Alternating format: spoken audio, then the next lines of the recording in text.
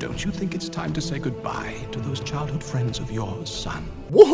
I was right, baby. My channel lives another day. But before we get into the nitty-gritty, I want to thank today's sponsor, Atlas VPN. Look at all these disgusting ads ruining Toya Todoroki's Wikipedia page. It's even happening to Hunter the Golden Guard's page. They just won't leave me alone. I wish there was a way to get rid of these ads while also protecting my internet connection from vicious malware. Wow, that is beautiful. Stay alert, folks, before it's too late. Most VPNs out there will only give you access to region-locked content. However, Atlas damn near frees my entire screen from blocking ads, malware, and will even send me a push notification if my data gets stolen by someone. Atlas has me covered and has even saved me some nice cheddar by letting me shop online for cheap just by changing locations. It's quite literally impossible to lose money when you choose Atlas. And right now, Atlas is running a big discount. You can get a 3-year subscription for just $1.99 a month, with a 30-day money-back guarantee. Time is of the essence, so click the link in the description down below to get your deal. The choice is yours, of course. Have fun, save money, or be annoyed by ads while also broke. Atlas VPN. Now let's get back to the video, shall we? It's no surprise Amphibia did its usual 2 11-minute episodes this week, but I'm only going to be focusing on the core and the king for this video. While the root of evil was decent fun, seeing Loggle have more of a role for this episode as well as Jeremy the Beetle returning, I guess it wasn't just a meaningless tease when that last mind-controlling mushroom got a hold of him, but I think we can all agree that the shining episode this week was the core and the king. This episode jumps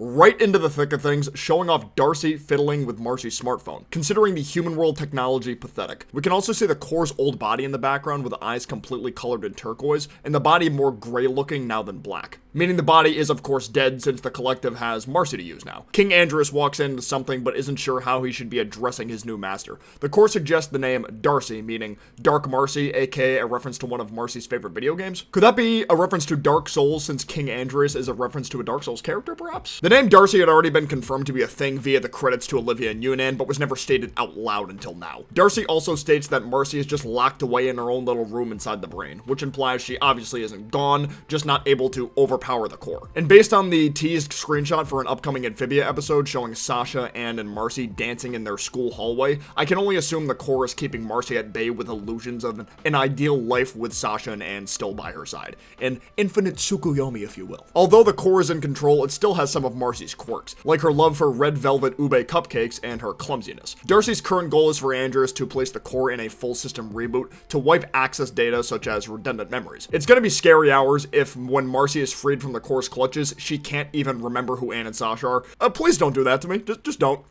Though on the walk over to the system reboot setup, Andrias looks at the painting of him and his 2 old friends with an extremely guilty face. Darcy notices this and teases him about needing to let go of old memories, though Andrias reassures them that the past means nothing to him. Initiate Andrias' backstory. A young Andrias picks up the fresh painting he had made of he and his friends, then makes his way over to the castle. On his way there, a sign pops up in English that reads, "Conquer worlds, secure our future." Meaning, Amphibia as a nation thought conquering worlds was just a normal part of their way of life. Andrias then tries to sneak up on his good friend Beryl using stealthy newt tactics, and we hear the two of them speak for the first time. Young Andrias is voiced by Zeno Robinson, aka Hunter's voice actor, as well as Remy's from Big City Greens. This guy's got a Disney trifecta going on when it comes to voicing Disney characters in ongoing shows, huh? Then of course, Beryl being voiced by Jason Ritter, aka Dipper Pines. The voice he had used actually is pretty similar to Dipper's, which I wasn't sure how it would sound on a character who looks like that, but I gotta say, he did a great job. It actually fits. Beryl gives Andrias a message from their third friend, Leif. Finally, we have a name for the pink frog, and it's a Leif. How fitting, especially if she's a planter. Leif's name is also spelled L-E-I-F, according to the credits, which is the same way Leif Erikson's name is spelled, and Leif Erikson was a famous Viking, and when Leif went to Earth with the Calamity Box, it was during Viking times, so I thought that was a pretty cool detail. I do want to point out that her being a planter was never explicitly stated during this episode,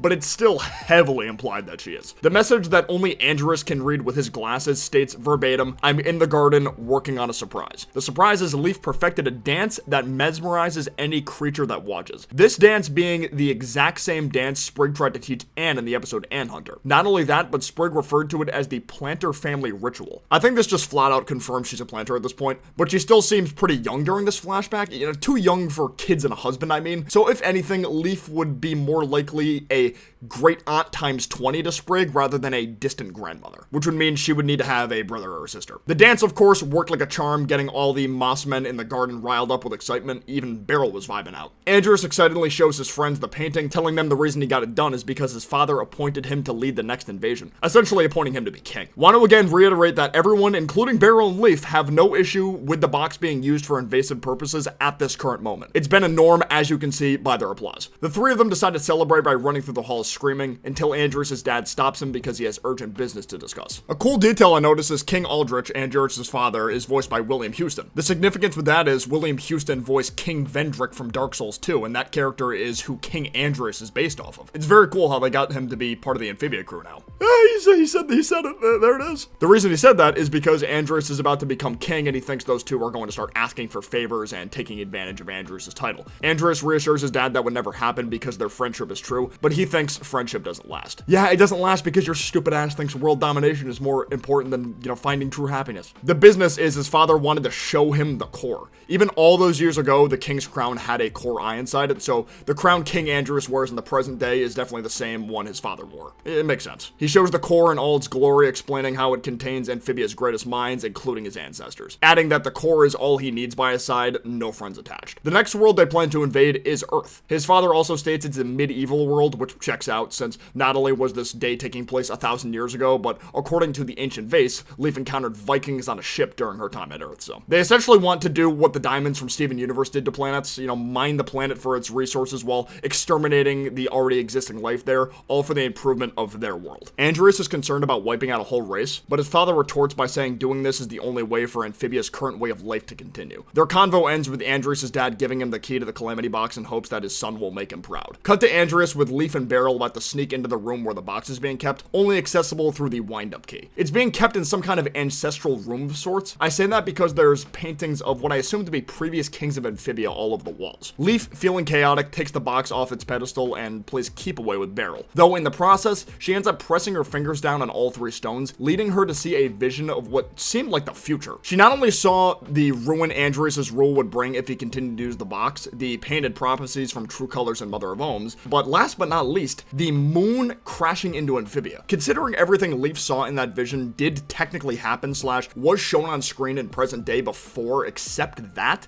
it definitely makes me wonder if the moon crashing into Amphibia is going to be a thing during one of the 3 final episodes. Perhaps that'll be the thing the 3 heroines need to stop with their calamity powers combined to save Amphibia once and for all. I kinda hope I'm right because that would be very sick. Leif was very shaken up from the experience, warning Andrias that if he continues to use the box, then Amphibia will be doomed. He's willing to hear out her case, but his father isn't having any of it, and neither is the core. He argues that the stones are his family's sacred birthright and proof that Amphibia is destined to conquer, so she's left with no progress. But it makes me wonder why she didn't just have Andrias touch the 3 stones himself to see if he could maybe also see the vision, but I mean, maybe she was the only one who could see that vision for the prophecy to be a thing. I mean, that's the only way I can justify it, because I just don't understand why she wouldn't bring that up as an option, you know what I mean? His dad also assumes Leif is a traitor to her people by arguing against the invasion while trying to manipulate Andrias in the process, about how he hasn't even had the key for a day and all of a sudden his friend wants to dictate how they use the most powerful object in the world. You can tell how much his dad's approval means to him too. It seems pretty clear that his dad has always been a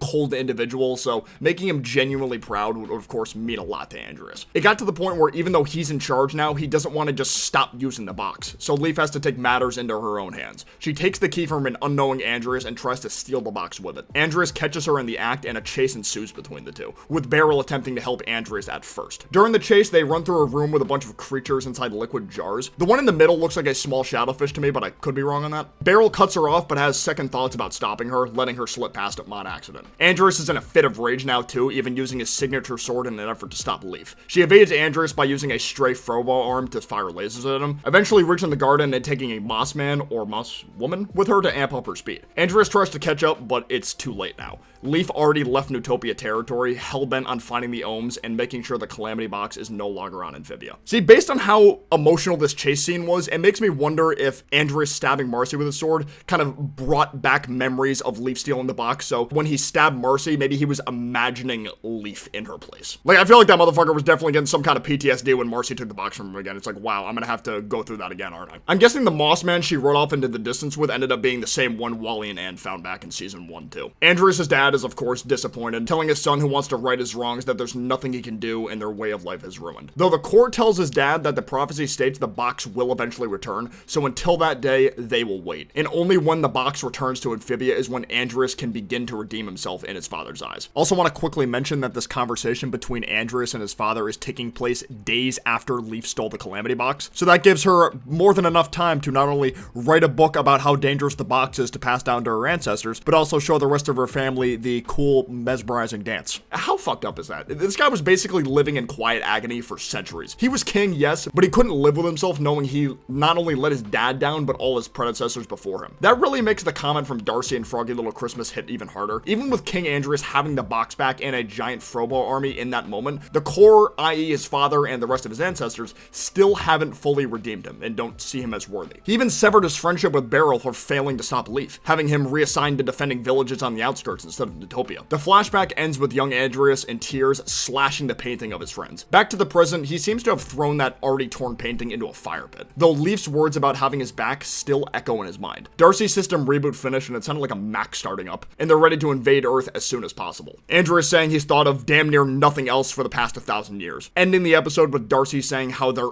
almost proud of their son, with his dad's voice being the one to overlap Marcy's at the end. It's clear that this thing will not be satisfied until another world can be invaded. Let me know what y'all thought about this episode though. I thought it was great for sure, but maybe could have worked a little bit better as a 22-minuter, especially if there's going to be scenes from the past and present in it. I'm loving Darcy's vibe for sure though. I really want to see what they're capable of in a fight. Like, I really want to see them fight. As for Andrias, I still wonder if he's actually going to get some kind of redemption, or like he's going to attempt to turn over a new leaf, no pun intended, at the end. I think he still needs some kind of punishment, but is he going to be the same person he is at the end of the series like he is now? It low-key feels like they're trying to pull a Sasha with him. Like all the looks of guilt and, sighs of exhaustion, along with him thinking of what Leif said to him after the painting burn. It's really got me thinking, man. Of course, if you enjoyed this video, be sure to leave a like down below. It helps out a ton. But for now, I will see you guys next time. Peace out. Take care.